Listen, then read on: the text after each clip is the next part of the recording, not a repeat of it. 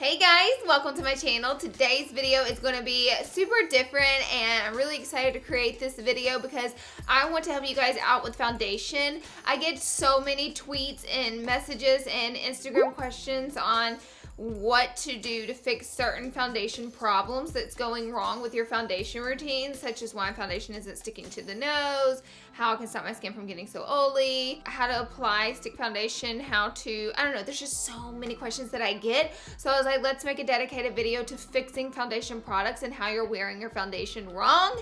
And I hope you guys are excited about this video. I was trying to think for a long time, like, how can I incorporate all these products into one video? And I was like, just make a video fixing foundation errors or like what you're doing wrong with your foundation, and we can see if we can fix it in this video.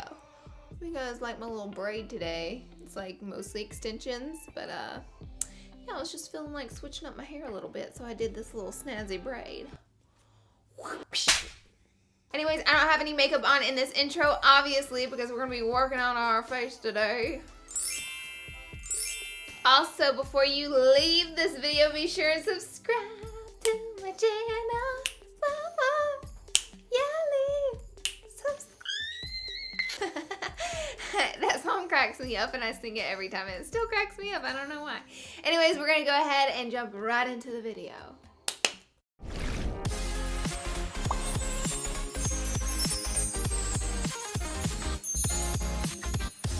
Shall we get started? First, let's talk about our skincare. I think the best tip and the best foundation is skincare. And, you know, make sure you're washing your face. If you have some serums and stuff that you're putting on at night, be sure you're not waking up in the morning and putting your makeup on top of those serums. You're giving your face another little rinse and you're moisturizing properly, whether you have oily or dry skin.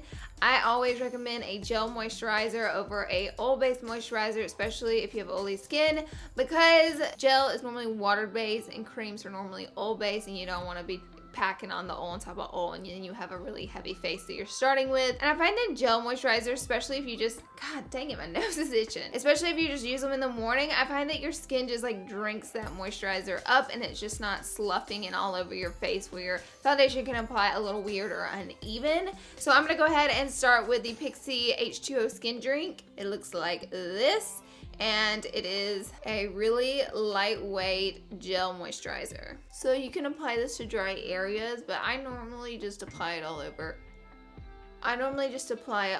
Because my skin is a bit dry all over. It's not too dry, it's being pretty normal right now, but it's normally pretty dry, especially in the winter time. So next tip is priming, and then I find that this is the area where some people can potentially go really wrong, because you can just grab a primer that your favorite YouTuber or that you saw somewhere and you think it's a cool new product and you just apply it to your skin. Not all products work for every person, and primers are definitely made differently. So if you have normal to oily skin, I would try a primer like the Mineral Primer. It's oil free. The Veil Mineral Primer, I should say, from Hourglass is oil free. If you have more dry skin, I would try the number 28 primer from Hourglass. This one is a little bit more hydrating and it's anti-aging. Just to show you the two, this one is the number 28 and the one below it is the Veil Primer.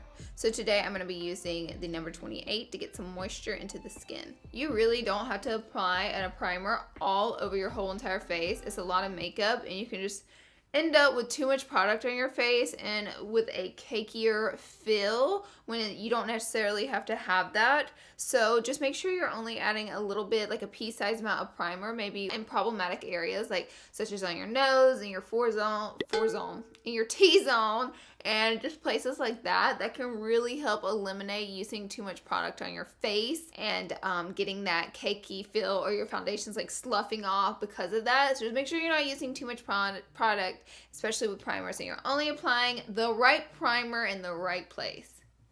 Alright, next up, we're finally at applying the foundation, and foundations are a little tricky to apply, and I find that some things can go wrong. I want to touch on really quickly though, right before we put on the foundation, if you are having major problems, which I get this tweet and question all the time, how to keep the foundation on the nose. It could be the primer you're putting on your nose. It could be several reasons why the foundation is not sticking to your nose, but a good little tip or trick to keep it on there is to take a small amount of a creamy concealer, and you can apply the creamy concealer just to the tip of the nose where the foundation isn't sticking, and it's a little bit more aggressive and will adhere to the nose, kind of like that. And you can even drag it around the nose if it's coming off. Make sure you're not a nose toucher, because I subconsciously have touched my nose in the past, like all day, constantly. I'm like, why is my foundation coming off of my nose? And then I would catch myself doing it. I'm like, because I'm wiping it off. But I know sometimes the skin on the nose gets oily, or you know, it could be another number of reasons. It's not necessarily you doing it, but this is just a little tip or trick that can kind of adhere that foundation on the nose, and just make sure you don't touch your nose. Don't touch your nose. So today I'm going to be using one of my favorite foundations that's ever existed. I've talked about this on my channel 9 million times. You guys are probably...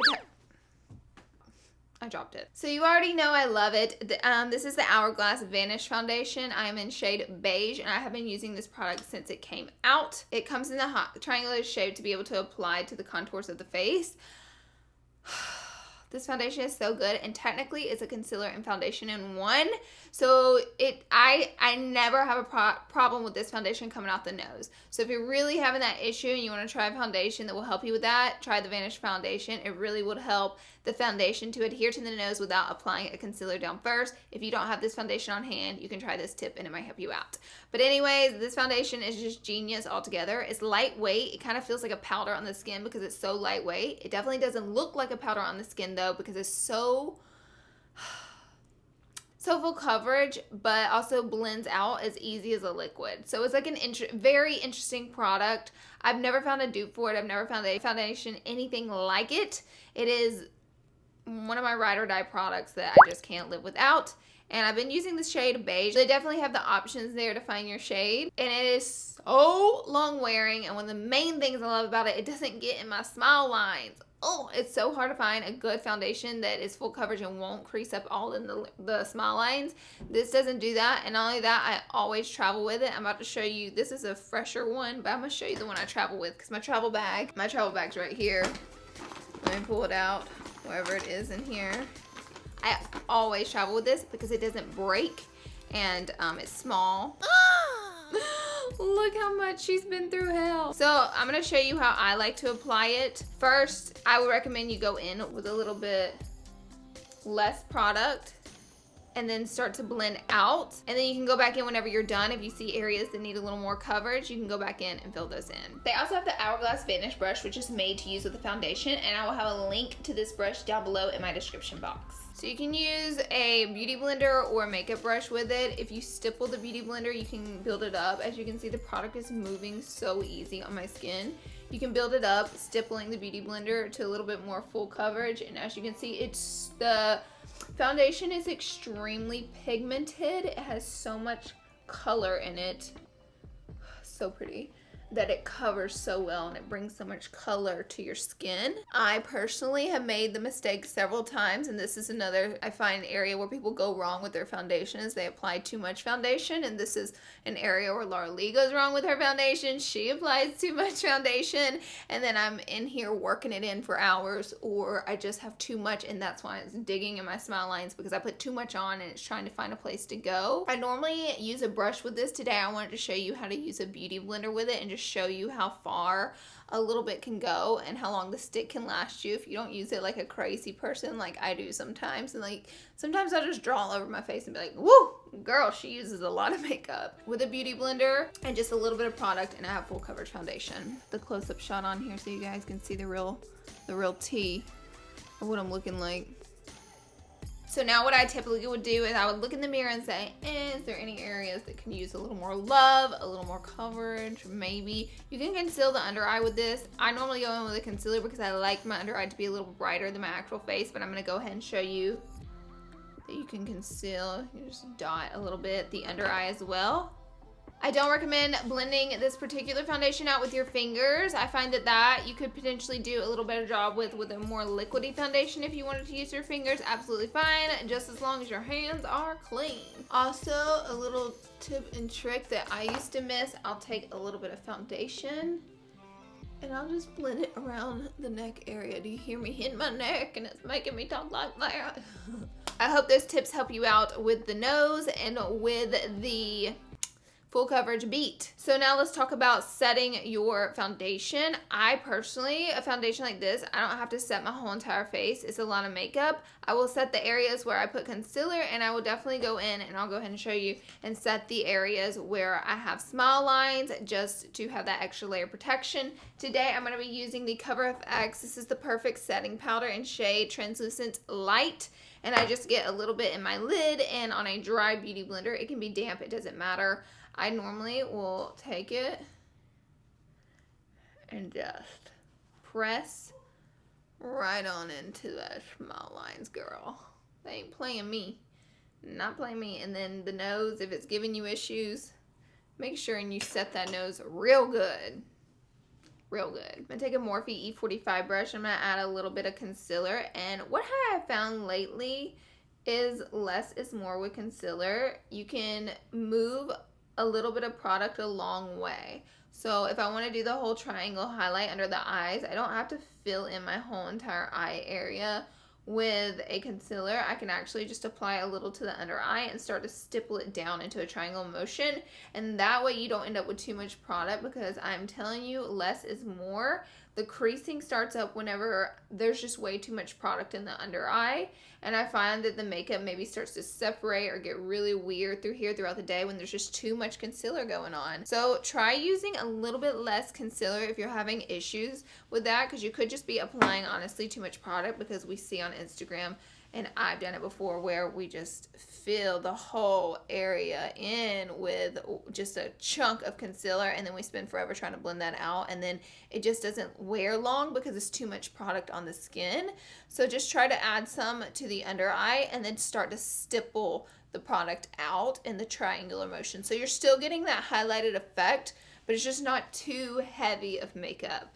And then I'll take what's left on my brush and just start to stipple it on the chin if I want that extra highlight. And do you see I'm like very highlighted through here? But yeah, I didn't just go all over my face with concealer. So now what I'm gonna do is I'm going to get powder on my sponge, and a little tip that you can do is you can lift up your eye, look upward, and you're gonna wanna start applying the powder back and forth. Back and forth.